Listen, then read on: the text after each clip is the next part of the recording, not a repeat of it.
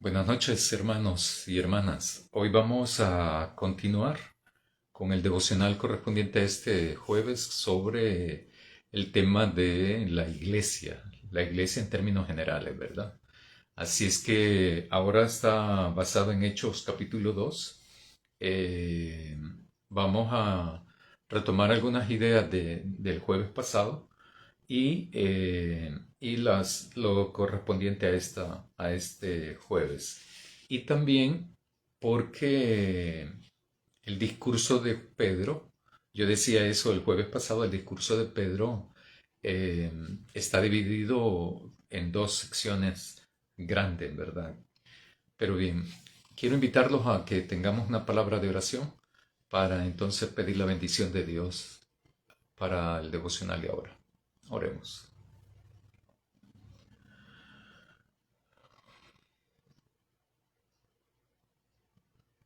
Querido Dios, queremos agradecerte tu presencia y tu ayuda. Queremos también suplicarte tu bendición y también tu sabiduría para poder reflexionar en tu palabra. Queremos descubrir, queremos aprender, queremos responderte también a través de nuestra vida, todo lo que haces, todo lo que nos enseñas y todo lo que también nos orientas a hacer para la consecución de tu reino. Ayúdanos, Señor, y danos de tu sabiduría para eso. En el nombre de Jesús. Amén. Eh, Estamos en el capítulo 2 de Libros de los Hechos y en este capítulo lo primero que vimos fue la presencia del Espíritu Santo.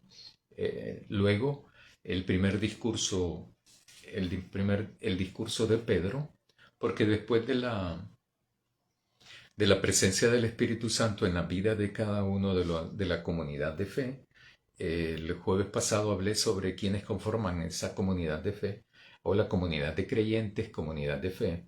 Entonces, después de eso, dice el texto en el versículo 22, varones israelitas, oíd estas palabras. Entonces, esta es la segunda parte que nos toca ahora de ahí en adelante. En la primera parte dice el texto de que Pedro se pone de pie junto con los demás 11.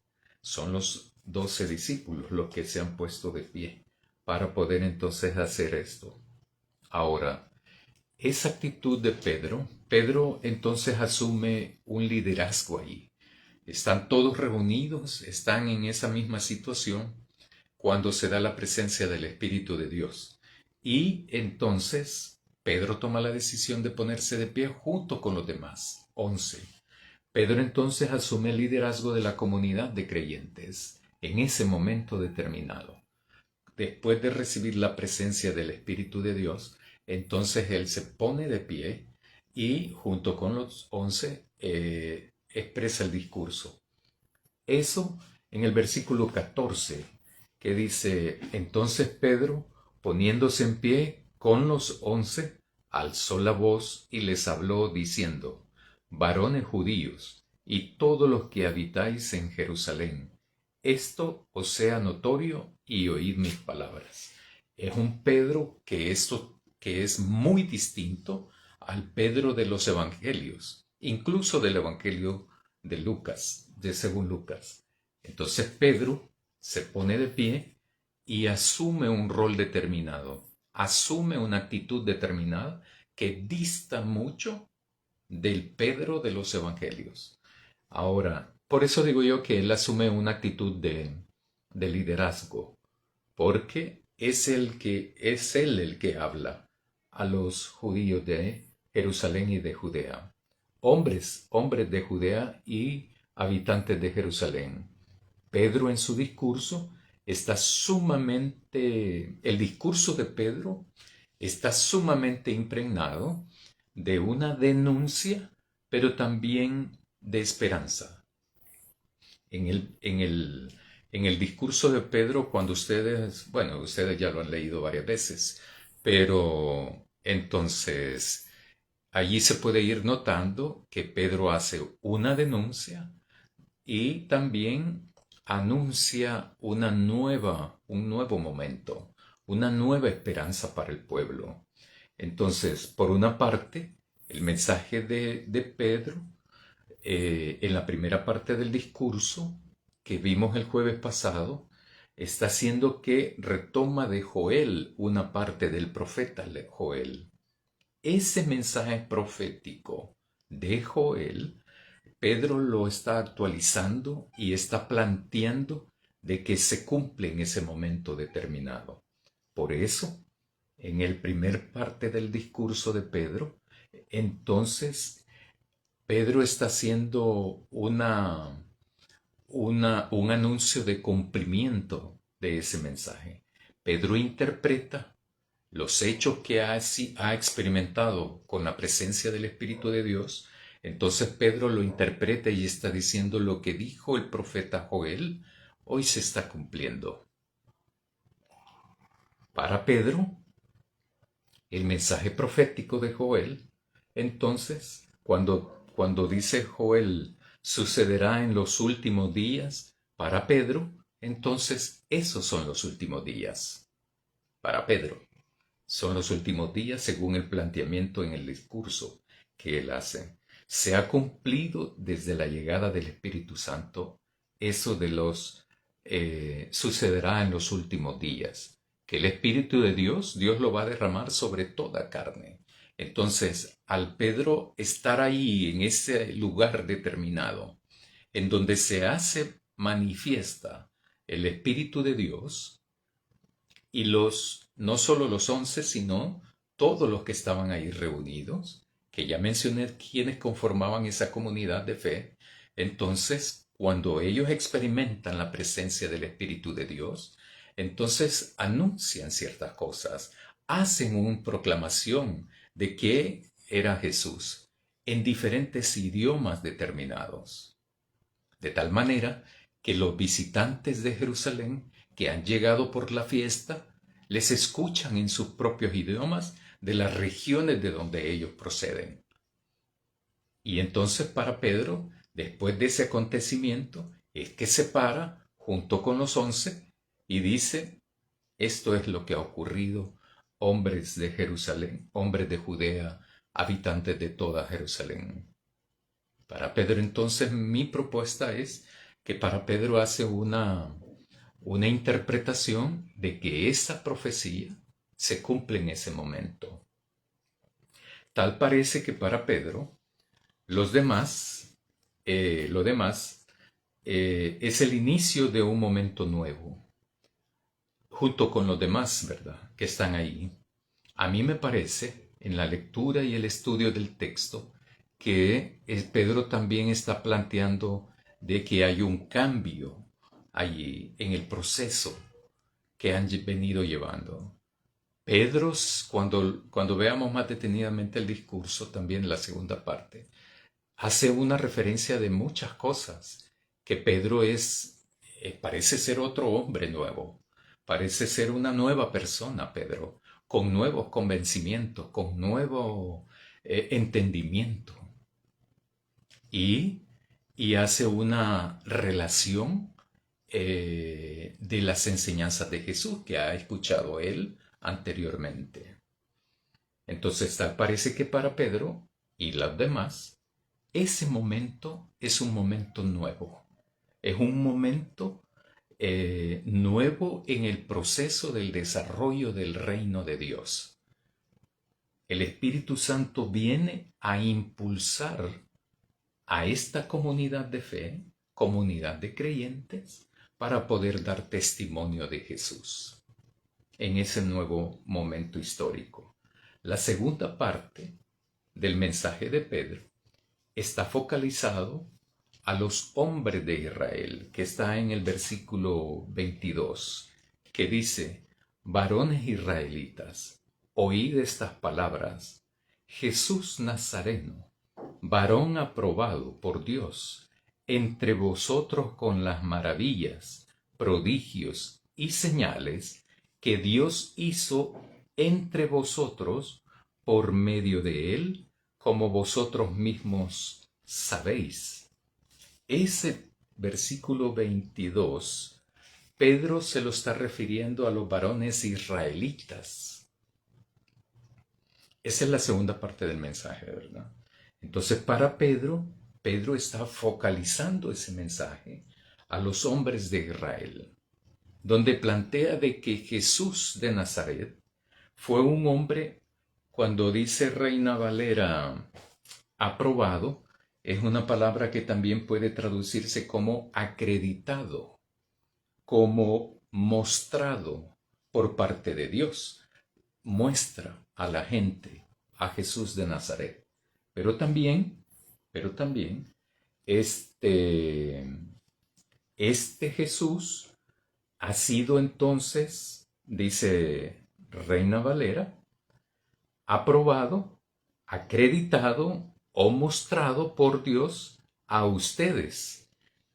Y entonces hace tres destacamentos que Pedro está haciendo. Según Reina Valera, lo ha hecho a través de maravillas, prodigios y señales. En el griego, eso de maravilla puede ser hechos poderosos, prodigios y señales, que Dios hizo por medio de Jesús. Entonces, Pedro lo que está haciendo es algo que Jesús enseñó. Entonces Jesús ha enseñado eso.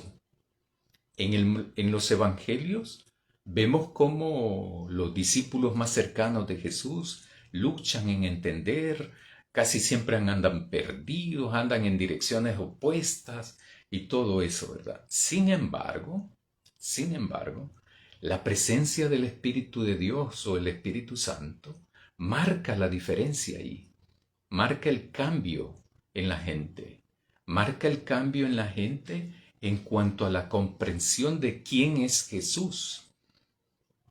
Y por lo tanto, no caer en la tentación de seguir una imagen falsa de Jesús. Entonces, el Espíritu de Dios ayuda a la comunidad de creyentes a entender quién era verdaderamente Jesús. ¿Para qué vino Jesús acá? Y por lo tanto también para qué no vino Jesús. Entonces, Jesús de Nazaret, dice Pedro en su discurso, fue un hombre que fue acreditado, mostrado, aprobado por Dios, pero lo hizo para ellos, para la gente. Acuérdense que está destinado este discurso para los hombres de Israel. Hay que entender entonces también el aspecto cultural, ¿verdad? El planteamiento que hace de hombres de Israel no es que está reducido solamente a los hombres genéricamente hablando, sino que también a la población, a los hombres y mujeres también. Sin embargo, por la cultura hebrea se consideraba de que el hombre tenía el estatus, ¿verdad? De ser, por ejemplo, las esposas tenían acceso a Dios a través de la enseñanza que sus esposos les daban. Y la esposa no podía ir a buscar ayuda de ningún otro hombre ahí, ¿verdad? Entonces, por eso es que se hace énfasis en eso. Entonces, este Jesús de Nazaret, que ha sido mostrado por Dios a la gente en Israel, lo hizo con hechos poderosos, con prodigios, con señales que Dios hizo a través de Jesús. El texto lo que dice es a través de Él, o sea, a través de Jesús. Y eso es lo que ha planteado Jesús en los evangelios. Yo no vine por mi propia iniciativa. Yo no me mando solo, en otras palabras. Yo no vine porque quise venir, sino que mi Padre es el que me envió. Y yo hago lo que mi Padre me dice. Yo hago la voluntad de mi Padre. Y eso lo repite y repite Jesús. Lo repite tanto porque la gente no lo entiende. lo repite tanto, insiste tanto en eso, porque la gente no quiere entenderlo también. No lo quiere aceptar. Lo rechaza, en otras palabras. No quiere aceptar ese planteamiento que hace Jesús. Hay que leerse los evangelios y ustedes van a descubrir eso. Entonces, Pedro, en su discurso, deja con claridad quién es Jesús. Jesús de Nazaret es enviado por Dios, es mostrado por Dios, es aprobado por Dios.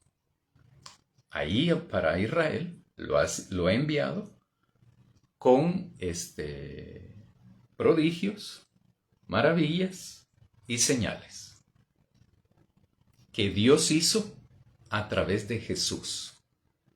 Entonces, ahí deja con claridad la vinculación entre Jesús y su Padre, Dios. Versículo 23. A o sea, a Jesús, a entregado por el determinado consejo y anticipado conocimiento de Dios, prendisteis y matasteis por manos de inicuos, crucificándole. Esa es la parte que yo decía de que Pedro está denunciando ahí una cosa. El Pedro que negó a Jesús, ahora es el Pedro que hace esa denuncia de que ellos, quien los está escuchando, entonces ellos mataron a Jesús, clavándolo en una cruz, crucificándole por manos inicuas. La palabra en griego que es traducido como inicuo quiere decir injusto y también alguien sin ley. O sea, por manos, por personas sin ley, injustos, esas personas que lo mataron. Pero acusa a los israelitas de haberlo matado y permitido, en otras palabras, que fuese crucificado por personas sin ley, por personas injustas, inicuas. Entonces, esa es la denuncia que está haciendo Pedro a los israelitas. A los israelitas. A este Jesús entonces les dice, ustedes lo mataron.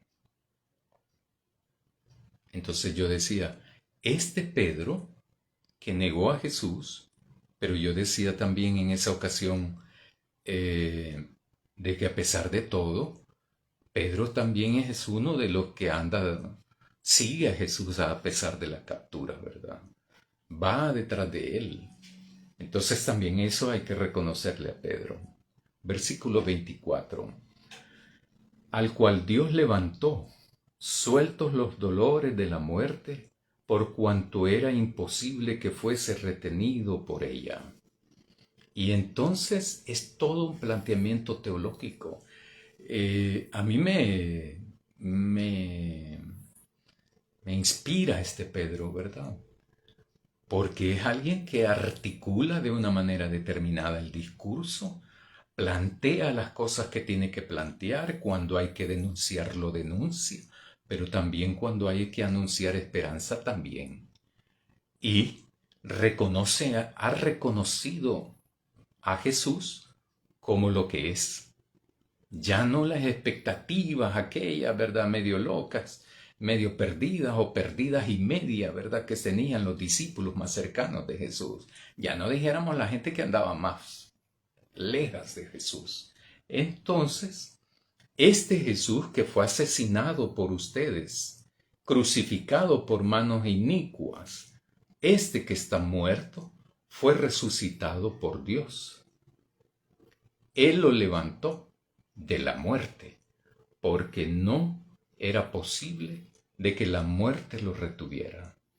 Ese es un discurso, es un planteamiento teológico que debería de llenarnos de esperanza también a nosotros, ¿verdad? La vida misma de Pedro es un testimonio viviente en ese momento. Y podemos entonces nosotros, al leer el texto y estudiarlo, también ser testigos de cómo esta comunidad de fe, de comunidad de creyentes, están dando testimonio de Jesús, que para eso venía el Espíritu Santo, para eso venía, pues. Y Jesús lo planteó en el capítulo 1 del libro de los Hechos, que ya lo estudiamos también. Entonces, esto tiene mucha vinculación. El entender el capítulo 1 me posibilita entender el 2. Y el 2 me va a posibilitar entender el 3 y así sucesivamente. Son vidas cambiadas. La de Pedro, por ejemplo. Digo, hacemos tanto énfasis en Pedro porque es Pedro el que está hablando. Pero entonces eso hace suponer que los demás también cambiaron con la presencia del Espíritu. No es cuestión de que uno va a tener el Espíritu y va a seguir siendo la mala persona que es, ¿verdad? Jamás. Nunca. Nunca va a ocurrir eso. Entonces hay que revisar toda esa cuestión. Entonces el versículo 23, el versículo 24, Pedro lo que nos dice es, le dice a los israelitas, nosotros también, que Dios lo levantó de la muerte de Jesús. El artífice de la resurrección de Jesús es Dios, nuestro Padre. Y entonces Pedro hace una contextualización también del Salmo 16, porque David dice de él, versículo 25, veis al Señor siempre delante de mí, porque está a mi diestra, no seré conmovido, por lo cual mi corazón se alegró y se gozó mi lengua, y aún mi carne descansará en esperanza, porque no dejarás mi alma en el Hades, ni permitirás que tus santos vea corrupción. Me hiciste conocer los caminos de la vida, me llenarás de gozo con tu presencia. Y entonces Pedro hace una interpretación y una actualización del Salmo. Pero el Salmo no lo plantea para David, sino para Jesús. Entonces hace un planteamiento al citar este texto. Lo que está haciendo Pedro es también haciendo referencia a las Escrituras acerca de Jesús de Nazaret. Y entonces, como ha dicho que Dios lo levantó de la muerte, y entonces cita este texto, que tienes algunas variaciones, ¿verdad?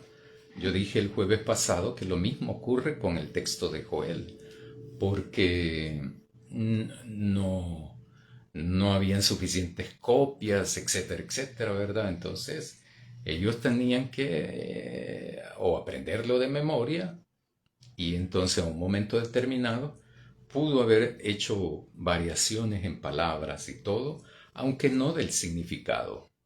En este sentido, entonces, hace una aplicación de este salmo a la vida de Jesús, al acontecimiento de que Dios le resucita a Jesús.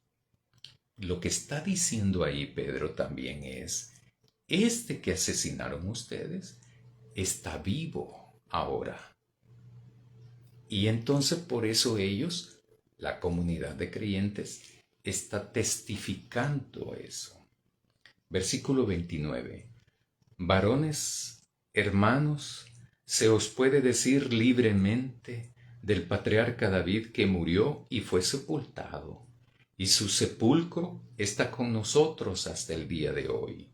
Pero siendo profeta y sabiendo que con juramento Dios le había jurado que de su descendencia en cuanto a la carne levantaría al Cristo para que se sentase en su trono.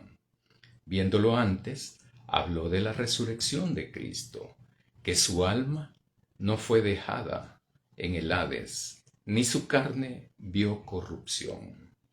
a este Jesús resucitó Dios, de lo cual todos nosotros somos testigos. No los que están oyéndole, sino se refiere a la comunidad de creyentes, a la comunidad de fe que eran los discípulos de Jesús y que ya recibieron el Espíritu de Dios.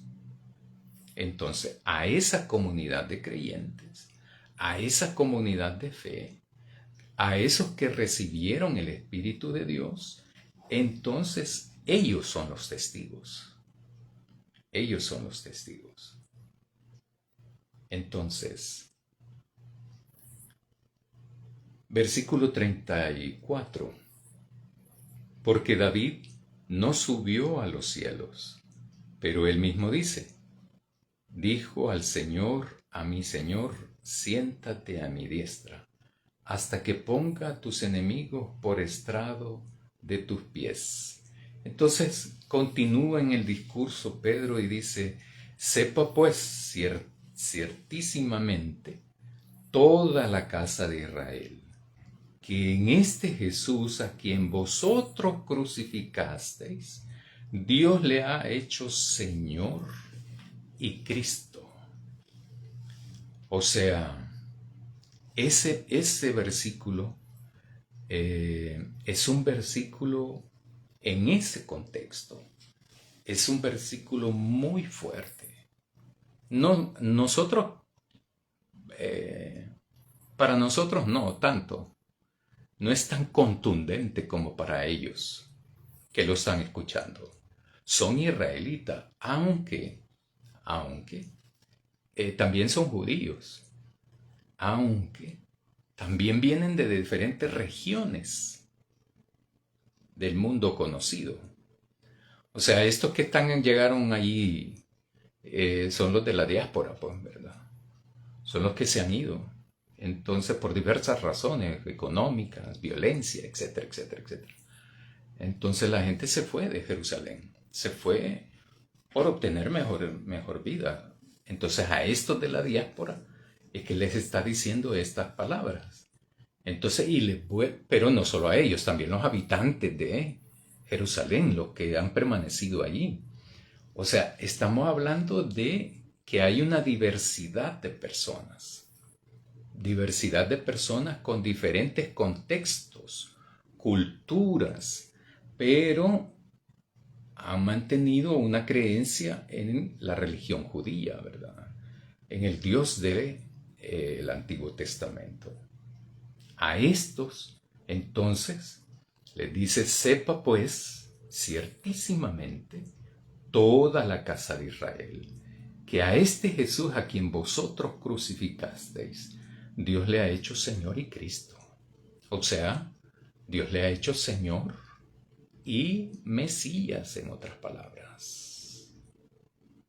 Al oír esto, se compungieron de corazón y dijeron a Pedro y a los otros apóstoles, varones hermanos, ¿y qué podemos hacer entonces? La lógica, al mantener una lógica, ¿verdad? Y cómo se comportó la gente con Jesús, uno podría decir, te lo van a apedrear, ¿verdad? Por estarle denunciando ese pecado y esa injusticia de haber asesinado a Jesús. Pero dice el texto que la gente al escuchar esto se compungieron de corazón, o sea, sinceramente, y entonces le dijeron a Pedro y a los demás apóstoles, porque se acuerdan que dice, Pedro se paró y los demás apóstoles, o los 11, varones hermanos, ¿y qué podemos hacer? ¿Qué haremos entonces? Pedro les dijo, arrepentíos y bautícese cada uno de vosotros en el nombre de Jesucristo para perdón de los pecados, y recibiréis el don del Espíritu Santo. Y ahí empiezan todas las doctrinas también, ¿verdad? A dividirse y etcétera, etcétera. También en la actualidad estoy hablando, en la actualidad no ahí, ¿verdad? Entonces, por ejemplo, hay gente que dice, hay una corriente teológica que dice, ya ven, entonces ahí lo que está pasando es que el Espíritu, uno recibe el Espíritu Santo cuando se bautiza, etcétera, etcétera, ¿verdad? Entonces, otros dicen, no es así, ¿verdad? Porque los apóstoles y la comunidad de fe no lo recibió recién después de bautizado. No, pero es que entonces nosotros tenemos la verdad y así, ¿verdad? Eso no tiene sentido, ¿verdad? No tiene sentido. Quien tiene la verdad es Dios. Este, Pedro, lo que a mí me sorprende también es lo de la gente. Algunas interpretaciones dicen, no, es que el Espíritu Santo estaba tocando los corazones. ¿Cómo lo puede tocar el Espíritu Santo a la gente que no ha creído en Jesús? Incluso Pedro les está diciendo que por ellos ha sido asesinado Jesús. Entonces, lo que plantea el texto es que la gente, al escuchar todo eso que está hablando Pedro, entonces entonces los zarandea. Eh, dice ahí el texto, la Reina Valera dice compungido, ¿verdad? Los estremeció, en otras palabras. Lo golpeó esa palabra de Pedro. Pero el planteamiento de Pedro es el que los ha golpeado a ellos. Y entonces uno hace suponer que entonces aceptan eso, reconocen eso. Y por lo tanto, ¿qué vamos a hacer entonces? ¿Qué podemos hacer? Entonces Pedro les dice, arrepiéntanse. Arrepentirse es no volver a hacerlo. Si no, no hubo arrepentimiento. Esto es como los ciclos de violencia que aparece. Los ciclos de violencia no solamente son aplicados a la mujer, aunque así nace esto, con la violencia intrafamiliar. Sin embargo, también estos ciclos de violencia se encuentran en amistades también. Eh, Se golpea a la cónyuge, a la mujer, ¿verdad? A la esposa, a la pareja. Se le grita, se le insulta, se le discrimina. Entonces, después ocurre el que lo hace, el que lo comete, se arrepiente, pide disculpas, que no lo va a volver a hacer, la invita a cenar, ¿verdad? Cuando ya le dice que sí la esposa o la pareja o la novia, porque también en noviazgo se ve eso. Fácilmente se puede identificar eso. Eh, entonces, se pide perdón, se le dice, sí, te perdono, entonces te voy a llevar a cenar, ¿verdad? Y pasa un galanteo ahí, todo tranquilo, todo feliz, todo amor y paz y toda la cuestión, hasta que surge otro detonante y se vuelve a insultar, ¿verdad? Se vuelve a insultar, pero esta cuestión segunda lleva un poco más de violencia, un poco más de aspereza en la palabra, un poco más de daño intencional, aunque el ofensor diga que es cierto. Eso sí, se insulta para dañar. Y de epítetos, de palabras, con la intención de dañar a la gente. Nadie insulta a alguien para darle cumplidos. Los insultos son para dañar a la gente. Y entonces luego el ofensor dice otra vez, ¿verdad? No, perdóname, viejita, amorcito, bebé, mami, lo que sea, ¿verdad? Y lo perdona y le dice, mira, te traje estas flores, ¿verdad? Y aquí y allá. Y se repite y se repite y se repite esto. Cuando van más de dos, entonces puede llegar a la violencia y a golpear y a empujar generalmente en los hombros. Sí, pero es que si vos no hubieras hecho eso, ¿verdad? Si vos no hubieras permitido eso, si antes me hubieras pedido permiso, etcétera, etcétera, etcétera. Esos son ciclos de violencia. Entonces, hay que cortar esos ciclos de violencia porque van a llegar en el feminicidio, eso. Como lo que ha ocurrido hace poco, que fue apuñalada esta joven por su pareja, presuntamente por su pareja, que lo capturan escapando para Guatemala. Eso tiene un historial. El detonante no fue ese día, ¿verdad? Eso tiene una historia de violencia que comenzó con una palabra. Eso hay que cortarlo. Entonces, yo suponía de que al escuchar el discurso de Pedro, la gente entonces iba a arremeter, porque así lo hicieron con Jesús. Que arremetieron contra Jesús, no solamente con la palabra, sino también con hechos con Jesús. Entonces Pedro les dice que cuando les plantean ¿y qué podemos hacer entonces? Arrepiéntanse. Arrepentirse es un cambio de no volverlo a hacer. Porque ¿cuál es el propósito de cometer un pecado, arrepentirme, volverlo a cometer, arrepentirme? ¿Qué sentido tiene eso? No aparece eso en la Biblia. No, ¿verdad? No te preocupes. Arrepiéntete y comete pecado, arrepiéntete, comete pecado, pide perdón. Y entonces, esta es una fuente inagotable. Eso no es cierto.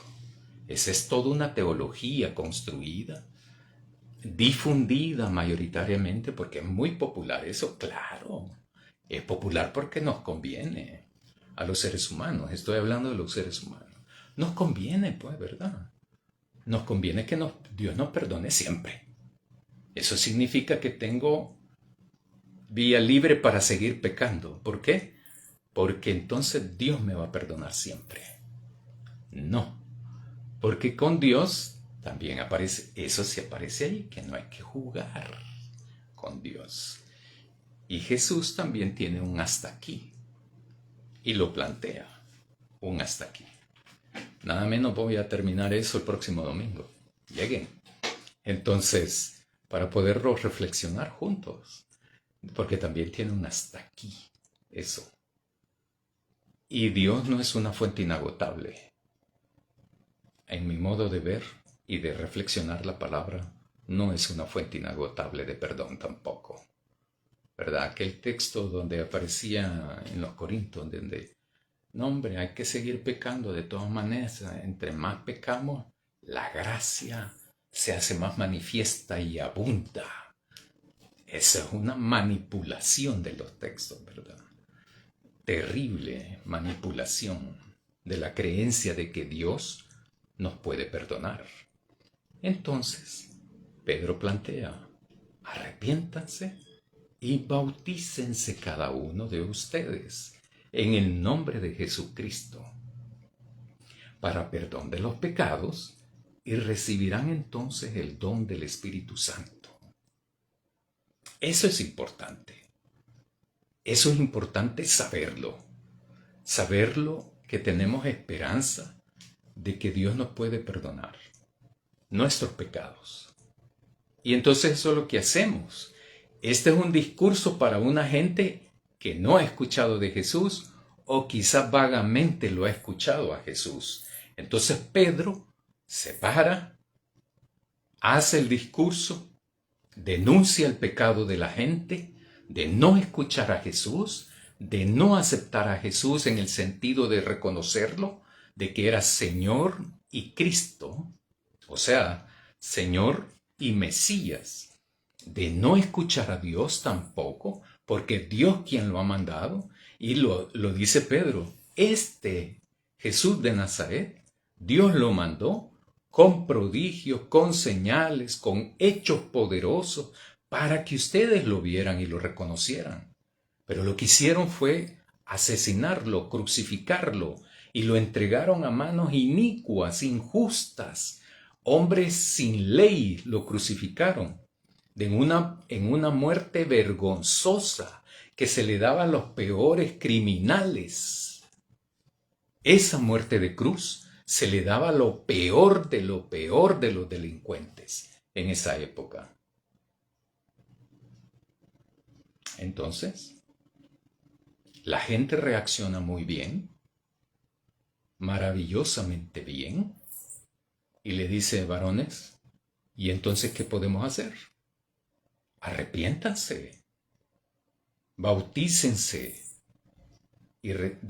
para el perdón de los pecados, y van a recibir el Espíritu de Dios. Entonces en el versículo 39, porque para vosotros es la promesa, y para vuestros hijos, y para todos los que están lejos, para cuantos el Señor nuestro Dios llame. O sea, para todos.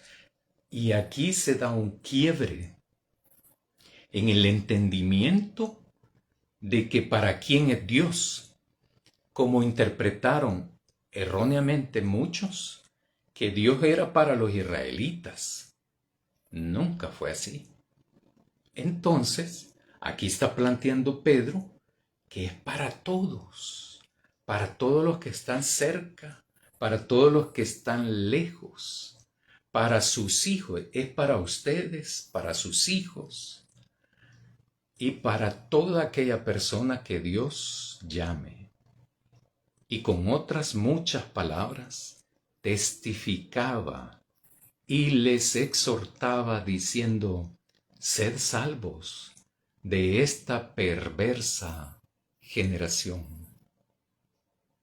Eso es duro, pues, ¿verdad? Pero al mismo tiempo es fuertemente esperanzador, porque a pesar de que la generación, dice el texto, es perversa, o sea, no solo es mala, sino que va a hacer el mal a otra gente. Entonces, esa es la perversión, ¿verdad?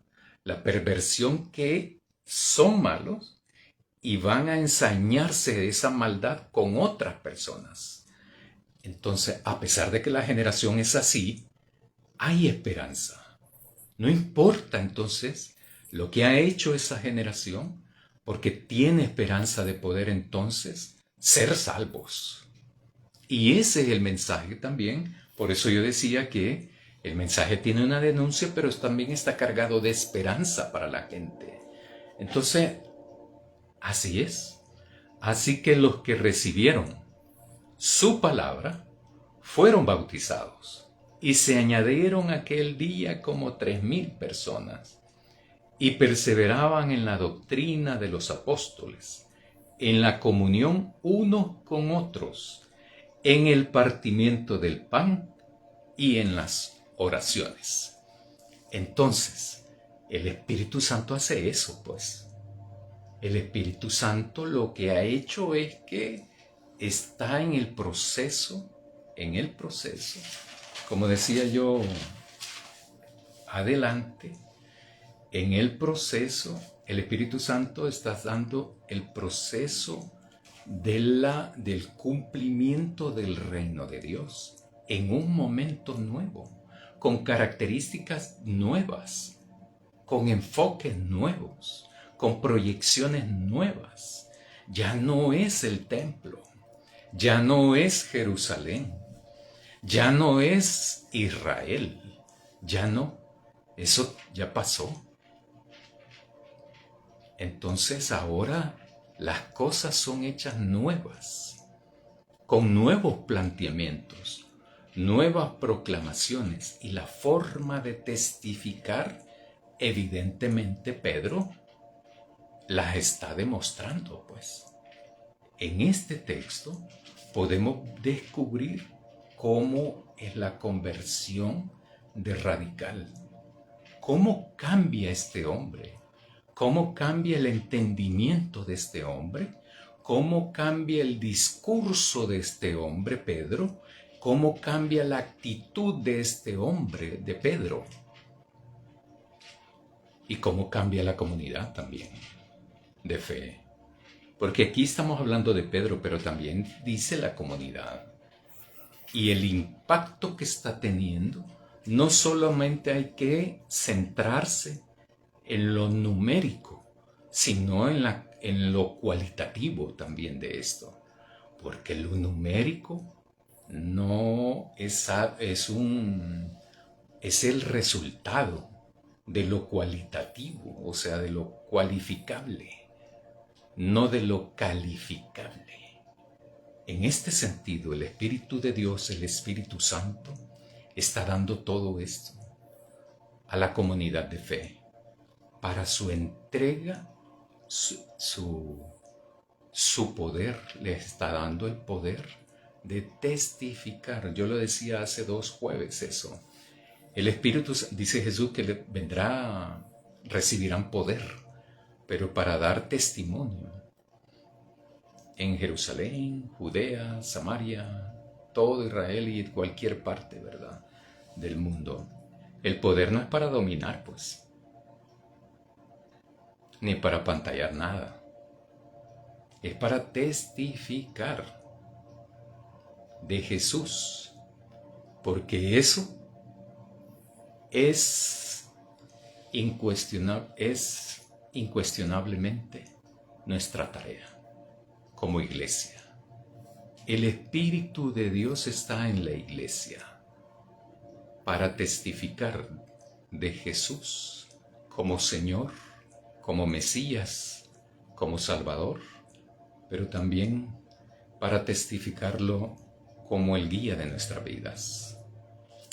Y eso se demuestra, es evidente con nuestra vida. Hermanos y hermanas, oremos para que el Espíritu Santo nos ayude a hacerlo, para que nos ayude a seguirlo haciendo. Porque esto no tiene que ver con campañas evangelísticas, ¿verdad? Esto no tiene que ver con jornadas evangelísticas tampoco. Esto tiene que ver con nuestra vida diaria, con nuestra forma de ser diaria, de dar testimonio en quién creemos, en quién tenemos esperanza y a quién amamos. Oremos, hermanos y hermanas. Querido Dios, te agradecemos porque la presencia de tu Espíritu nos infunda poder para dar testimonio de ti. Ayúdanos, Señor, que sea reflejado el Espíritu en nuestra vida, que nuestra vida también sea un testimonio vivo de ti como Señor y Salvador nuestro. Ayúdanos a hacerlo. Necesitamos hacerlo para dar testimonio que verdaderamente creemos en ti y que verdaderamente nos hemos convertido a ti. Porque tu reino también lo necesita, de hombres y mujeres que den testimonio de ti como Señor y Salvador. Amén. Buenas noches, hermanos.